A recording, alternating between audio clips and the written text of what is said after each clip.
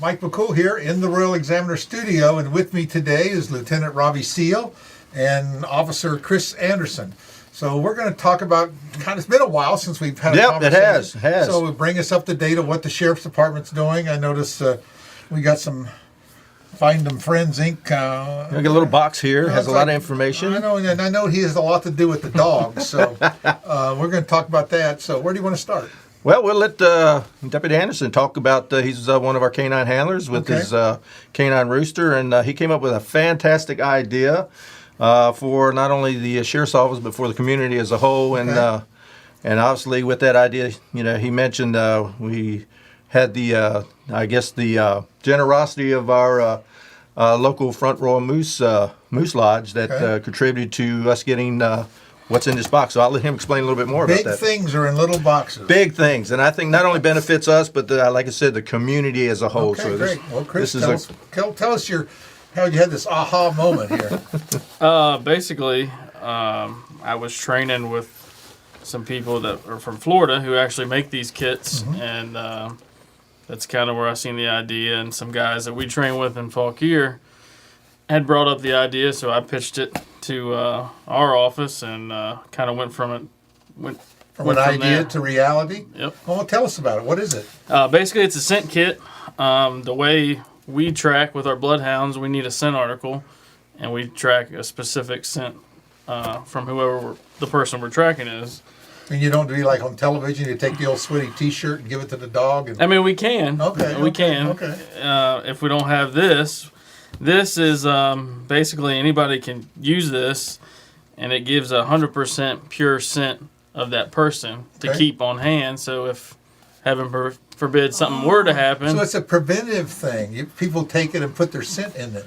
Right. If a child or elderly or somebody wanders off or gets lost, they can say, hey, I have this kit. When we get there and give it to us, it kind of saves some time with finding the scent article at that point. You wouldn't think twice, like, okay, now why do you have this scent kit? What were you think you're doing here? Sending your old people out into the walkabout. I mean, that's the first thing I'm thinking of.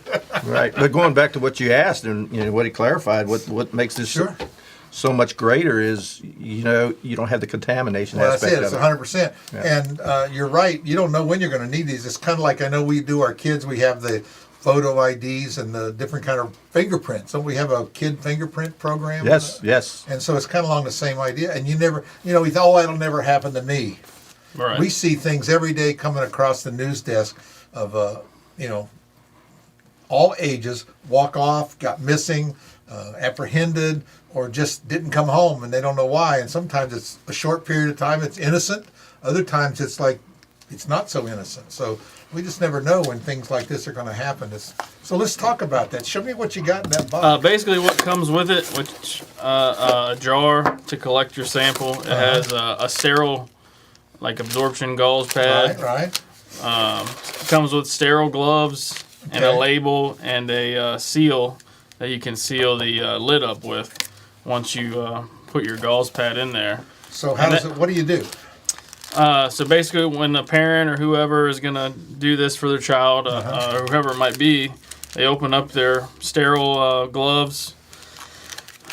Then they'll open their jar, take their gauze pad. They basically wipe it all over your child. The head has majority of your scent, head, arms, feet. All the places you sweat. Basically. And then they'll put it in a jar, seal it up, and that'll last for 10 years. And that's a pure scent, so it's... Yeah. Sometimes we go on a scene, you might not have that, because... You got the laundry detergent, you've got the mama's scent on there. And 9 times out of 10, the parents have touched something of the child. Here, the dog keeps going over to mama and saying, wow, they're... With this, as long as you do it right, it's a pure scent for 10 years. That's hard to believe it lasts that long. These dogs are so sensitive, how they can be trained. I've watched up at the ATF and things, they're doing the demos and things. How in the world? And they're accurate. I mean, they're just like... spot on. I mean, it's amazing. It's great work you do, Chris. I appreciate that. I mean, these are the kind of things you see that you don't see. All these kind of things in the dogs and where you're out in the field and training and it's kind of like anyone in law enforcement or your fire or your first responders. Until you need it, Absolutely. You don't think about it. Yeah. But people like you and everyone, they're out there training all the time to stay on top of things, and because when you need it, it's got to act. Right. You Yeah. got to act. You Yeah. can't be thinking around. Well, I have to get a YouTube video and see how I get the dog. That doesn't work. Right. Yeah. So this is actually, a great tool, obviously, that we can utilize for the community. It's actually generated a lot of interest Are they already. low cost. I mean, Well, they do cost, but like I said, through generous, they're for each box it's about $6.50, each box. So Okay. for each kit, I should say, and but we're offering to the public for free. As long as we have our community support out here that Sure. that can make it cost effective for us to be able to provide it to the public for free. And again, I comment on this all the time. We talk about a supportive public that we have, and of course, in this case, the Front Row Moose Lodge was very gracious in providing the funds for us to be able to get a number to of get it these. started Yeah. at least. See how it goes. Like I said, it's generated a lot of interest now. Deputy Anderson provided a great outline on how we're looking to distribute it to the public. He can probably, Chris, you could elaborate on that a little bit more. Some of the ideas he has of how we're going to get it to the public. So, but yeah, it's taken off. It's taken off right now. So, Good. So how do people get a hold of you on this? Basically, they can call in the sheriff's office, let them know they would like a scent kit, and they can either come up to the sheriff's office and get one, or if we have one when we're out and about, we can get them. We can get them one. Good. You can show them how to use it. And when we give it to them, if someone doesn't explain, there are directions. It's got instructions. It's got My step-by-step gosh, look at that. instructions right on the back there. It's not hard. I mean, you just basically demonstrated how you do it, and yeah. The most important part is just trying to keep the contaminants I was out going of to say, it. don't be helping it along and have them gloves on. It makes an Right. important thing. And and of course, Chris is pretty much with his plan, his idea as well as the plan outline of how we're going to distribute to the communities. Obviously, even in house within the sheriff's department, he's gotten with our communications division as far as how we're looking to implement through our CAD system a designated call, if you will, for canine scent kits. So if we do distribute them to individuals and so forth, our communications division will have on file that these people were that They know where to go. They were recipients of one. Oh, so, right. So yes. yeah. So in the That's case a for great idea. We're not looking. We already know. yeah, we already know. So great idea. I think 10 years, put it on the shelf and leave it alone. But that's hard to believe. Yeah, It's 10 hard to years. believe. Yeah. 10 years. Yeah. Wow. Great, Chris. That's a great thing. I know when you go to these meetings and you're sharing things out, like you say, you go over to different places, that's where you get a lot of ideas. We don't have to reinvent the wheel. No, not at all. We just got to see how we can take something, adapt it to our locality. And that's a low-cost item. That's we got a dog, and a lot of places don't have these dogs. I mean, and so we're on the cutting edge in Warren County. I mean, I think we are. Yeah. I don't think we're giving enough credit to our little tiny county here. I mean, a lot of great things are going on. It is. I agree, Mike. And it's all because of you, Robbie. Well, I can't take all the credit, Mike. So tell us what else is going on.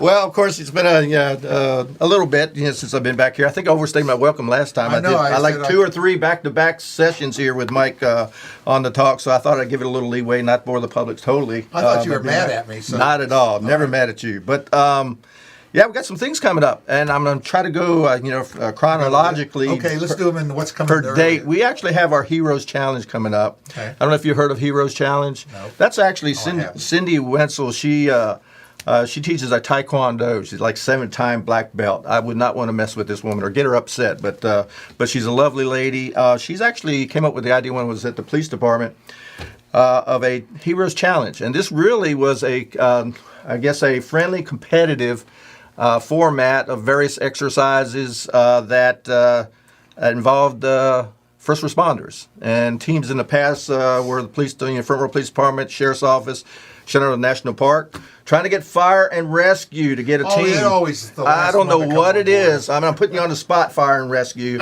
I'm telling you guys, we need the team in red out there I know we had one or two representatives, but generally a team is 5 or 6 individuals, sure. and they can choose what exercises or they wanted to to enter, and then of course there's individual medals as well as overall team medals. But this year it's going to be on March 5th. From 12 noon to about 5, and it's really, like I said, the teams of the first responders showing up, doing a friendly, competitive exercise game. If you had a ladder climbing contest, they'd whoop you. They probably, well, with my knees, no doubt. First rung, I'm done. Yeah. I think he's scared of heights, but we won't go there. I have gotten scared of heights over my years. I really have. But no, it's we're looking forward to that. We still got to field a full team for the sheriff's office, but I'm working on that. So that's coming up. Second annual sheriff's football camp. You're aware of that? Yes. In fact, I think Will Bryan probably. Yep. He wants you to. You and Mark and whoever. He's actually going to bring in. You're going to tell us who's going to be the part of the sponsors, because in case it changed, I don't want to. Yeah, well, we'll probably have that. I got to get with him on all that. The Divas are. Yeah, the DC Divas. Actually, we're opening up the. Like I said, it's the second annual Sheriff's Football Camp. It's going to be held at the football field, the old middle school football field where the Warren County Health and Human Services Complex is. And actually, I think it's going to get started. I think 10 a.m. till 4 p.m. Right. And that actually, we've got the schools notified, and we're marketing the event out there for all the youth, all boys. We're actually going to include our ladies, because we actually have our DC Divas that you just mentioned. Now they are like a woman football team. Yeah, absolutely. And, we have a girl kicker on the team. On the high school. Yep. She can kick that. Cannot exclude our ladies in our community. So actually, it's opened up to the football camp's opened up to boys 11 to 17 years of age, and our young ladies 6 to 10 years of age. Okay. Looking to have a lot of instruction. I think coaches from Shenandoah University have obligated them, one or two or whatever to be there. DC Divas, I mentioned them again. They're supposed to be there. Last year the camp was very successful. Yep. I mean, it was great. And of course, Will brings the barbecue, and I think that's how you get the people to show up. So we're looking at a good registration. Like I said, we got the word out there, within the school through our school resource officers to get our kids signed up for it. Like I said, April 2nd, and looking forward to that. And and I'm Sheriff Butler, obviously. Mark and Will are going to come in next week, and we're going to talk more about that. Yeah. So I think we're waiting to try to get one of the Divas to come in with them, but. And then next thing I know, we'll have about 6 deputies in here if they show up. Good luck. I saw the email. Will was trying to get set up at 6 a.m. Yeah. Talk. I just shook my head and said, "Good luck on that." 6 a.m. That's when the Divas, were most So if that's what it takes. DEA Drug Take Back Day. Of course, we mentioned this in the past. The event that we put on. Actually, you do that twice a year. We do that twice a year. It's usually April, October each year. And I just got the date last week, April 30th. It's actually my birthday. They're having it on my birthday. I will be there on my birthday. That's good. Collecting the unwanted medications. It's amazing how much is collected. It is. We collected 500 pounds or something. We collected 91 pounds last October. It really, one thing I found out though, Mike, was in October when we had it, it was sort of we could have collected a lot more, but what happened, the event was really the same time as when the foliage changed. And what happens when the foliage changes? People, the traffic, the streets in the town of Fernroy get jammed, and a lot of locals don't want to tackle that, conundrum of the traffic. So we could have gotten a lot more, but I think the timing of that was curtailed somewhat of people really wanting to come in and turn the medications because of the foliage. We need to be really clear. Are we having it at the same place? Because that's when Valley Health was moving, and there was some confusion about calling it Valley Health, and people. Well, wait a minute. I went to the hospital and I went over here. So we'll clear that up this year. Yeah, well, it's 120. I should know this by heart. 120 Commerce Avenue. And 120 North Commerce Avenue, which I call it the old complex, Valley Health Complex. Sure. So we'll be there again. Representative, usually Brandon Fritz, is with me from Valley Health. We partner with Valley Health on this program, have been for a number of years. So we're looking forward. April 30th, we'll definitely get the word out, social media-wise, Facebook, through Mike here at Royal Examiner, to keep people abreast as it gets nearer, so you can turn in those unwanted medications. People want to do that. I mean, they do want to get They rid do. of them. They do. It's a drive up. Again, it's a Drop them in the back, no questions asked. We sit right there. We're on our chairs waiting for people. Just it's just like a drive up, drop off, Drop and go. drop and go. No questions asked. And so yeah. You get all sorts of weird stuff in there. Well, we have to decipher. I let Brandon decipher. The something. We'll get sharps. We ask people not to put sharps, which is the needles and everything, among their medications. So if they have those, keep them separate, obviously, so we don't have to decipher through them and risk that. It's a good work. It's a good work. Stick. So other than that, right now, and when I bring up these events and everything, it's not to say we're going to have more coming in, because these are things. With the event process means a lot of people, a lot of organizations or businesses will start their events and then let us know and everything. So it's sort of, we try to keep abreast, 45 days in advance, I should say, when these events are occurring, and get the word out and everything. But sometimes they pop up, and then, much like when we have the next talk, there'll be something coming right up that I didn't mention today. So you didn't mention Family Fun Day on Mother's Day weekend, but that wasn't until May, so I'll let that slide this time. Oh, I appreciate really, it'll be that. in next week. I We'll talk appreciate about that. It then, so I want to tell him you neglected to mention it. That was my only error I had during the year, folks. He'll tell us all about that, so it is coming. Speaking of Fun Day, we're going to have a fun day, don't you? Yes. We have a fun day for our kids. It really, with the COVID era, the sheriffs, under previous administration, had their sheriff's youth camp, and of course COVID hit and everything, and of course where we used to have it up the 4-H center couldn't do anything. Right.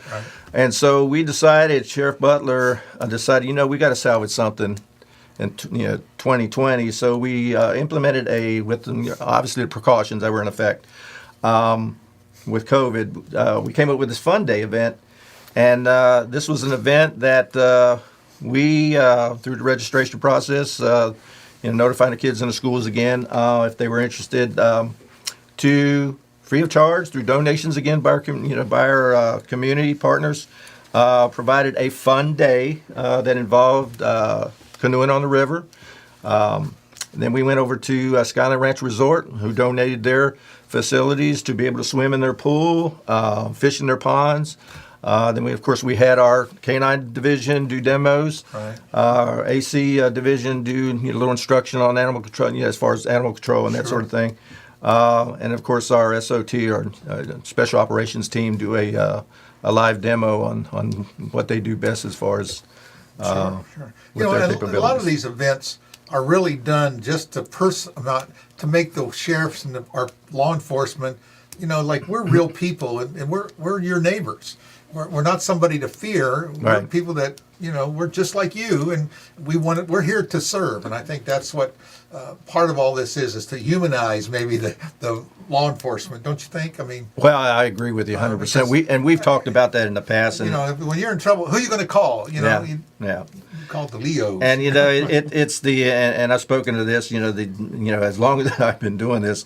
The one thing that sort of gets under my skin is, when I'm out there in public, and I'm sure Chris can elaborate on this, is we're in uniform, and then you have, it could be a parent with their child, and their child may be misbehaving at the time, and, one of the things you hear is, you better behave to their child. You better behave, or he's going to get you. You don't like to hear that. And that puts a child in fear. Chris, it doesn't help that he takes a handcuffs and shakes them like this to the kid, right? I can just see Robbie doing something like that. No, but anyway, it's you're right. It's setting a bad example. It is. The impression-wise, it's not the best way to impress a young child on the fact that we are people, that we're friendly. That if you get lost they're here from your parents, and this is the thing, and it's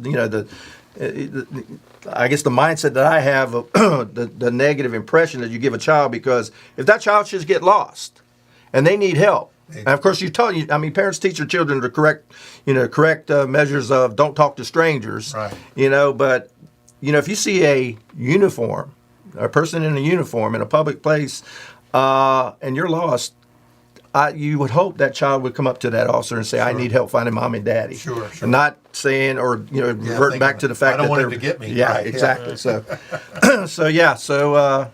we want to be people just like you, and everybody else out there, and looked at in that such. Well, we hope that's in that sense, I should say. Well, right now we have the session going on in Richmond, and the laws and the governor signing away things. Anything that's happened that you want to talk about?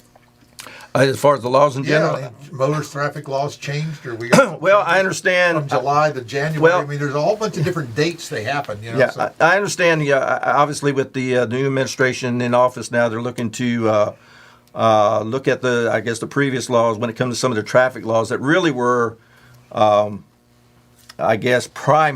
primary traffic laws that law enforcement could address by code, Virginia State Code, where officers can just readily out there on patrol make a traffic stop. And of course, a lot of those became secondary laws. Law enforcement, I can't speak for law enforcement as a whole, but I know personally, on my prowess, probably in Chris's prowess, when we come out there targeting, drug issues, that sort of thing. When it comes to looking at probable cause to make a traffic stop, we utilize the laws that exist in the Commonwealth of Virginia to make those traffic stops.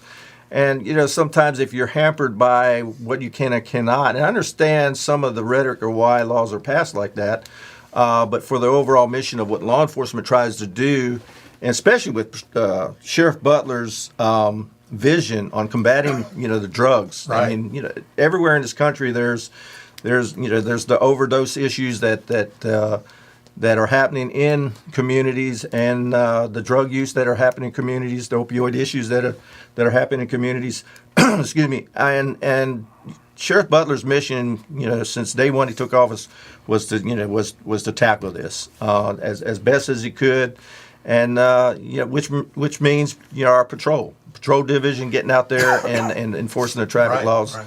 And whatever we can do that exists in Virginia State Code to address police work and be able to have the tools and the means to combat the drugs. That's what we want. Right. That's what we want. Well, I know he's an advocate for this community policing initiative. Oh, yes. And part of that, I mean, you couldn't do it by yourself. If you don't have the community helping you, it would make your job almost impossible. Yeah. It would. So yeah, I mean from that standpoint of what's going on in General Assembly, it'd be good to get some of those. Let's see what happens, and we'll have a new session just on new traffic laws.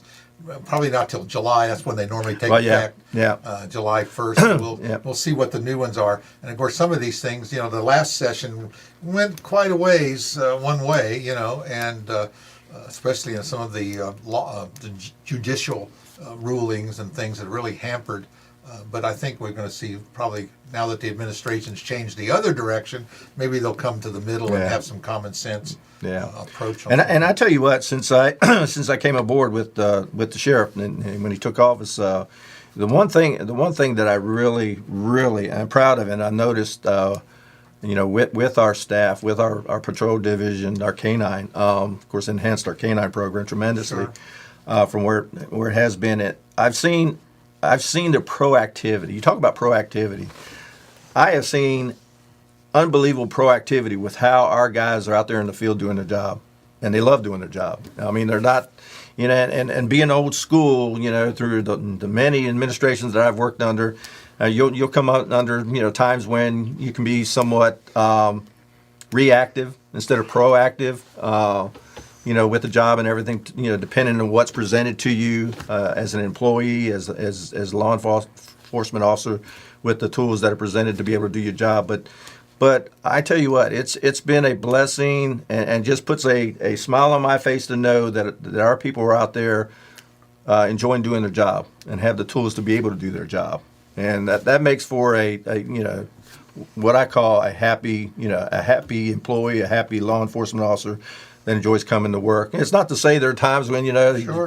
That you wish you didn't have to work that day. But for the overall, I see an attitude that really invigorates me to the point that people, our staff, are doing the job out there and want to do the job. Yeah. Well, you mentioned that because I know the sheriff has really big on this drug thing. Oh yeah. And I know he separated himself from the task force, but it's almost like task force has been busy.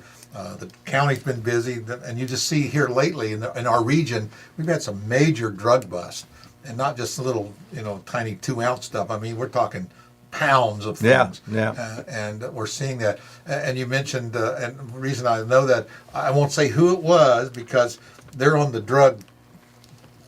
I want to say the drug force now. They moved out of patrol and they're the drug. I didn't recognize them. I said, "Who is that?"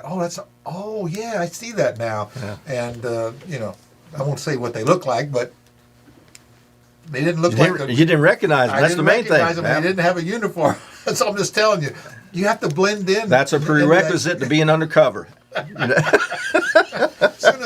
You're not recognizable. They're out there. Yeah. So you don't know who they are, and that was, I noticed when I remember talking to Mark about that. He said, "Yeah, I've hired some people to work in this drug, and no one in the office knows who they are. They've never been to the office before, right? And they're not coming to the office." Yeah.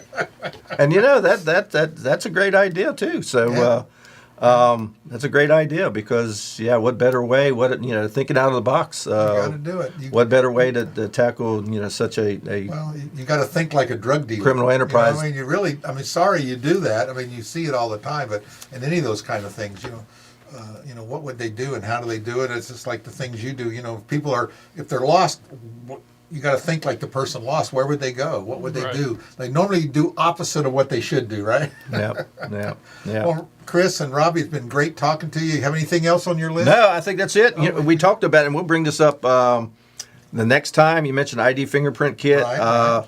We actually have another type of kit, a lot bigger kit than this, but it's sort of going to go hand in hand with our drug ID kits. And you do that kind of thing at some of these events that you put on that parents can come. Yeah. Again, this is all voluntary to do. Yeah, you don't have to do it. And this is something. And I'd love to bring a representative from our Moose Lodge who actually contributed. Very much so in this other kit and everything, to have them speak about it and what they do for the community. But yeah, something we're looking to utilize at events and for our children and our elderly especially, so they can have a set of fingerprints. He looks right at me when he says elderly. Did you see that? Oh, did I look right at you? I'm sorry. These kits are also they work on old people too. They do. In case you get lost, Mike, we don't want you wandering off from the studio. Sometimes I get lost and my mind is lost. All right. It's great talking to you guys. It's always fun, and I know you really enjoy your part-time job. Oh, yeah. He works 40 hours for a 20-hour job. I do. I know you do. Yeah. You love it. And it's great to talk to you. Tell the sheriff that we're ready to schedule another talk. It's been a while. He's been really busy. I said, "You ready?" "Yeah." "Oh, got to cancel." "Oh, yeah." So we're going to get him in there and get over there and see what's going on. Ask him all the tough questions. He's waiting for the divas to come to the. I know he is. So I'm sure he'll be here when they come. But he loves that football camp. Oh, he does. And it's just a great work. And I said we went last year to it. Got one of those.